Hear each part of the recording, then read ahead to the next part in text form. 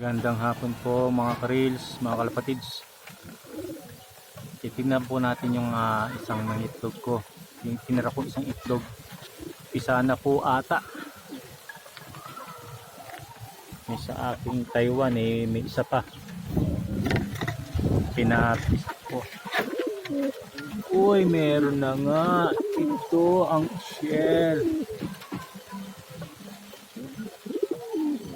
Isa na nga. Galit na galit ang tatay. Ayaw pahawak. Po natin. Uy, meron na nga. Pisa na nga siya. Yun. Meron na silang susubuan. Hindi po nila anak yan. Dahil nabugok po yung itlog nila kasi first time nila mag-itlog. Pinalimlim ko yung isa.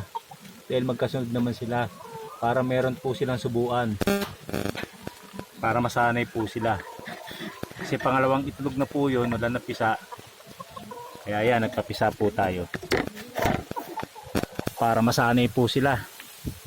Ito po yung dalawa na tinanggalan ko ng itlog. Dahil hindi naglilimlim yung lalaki.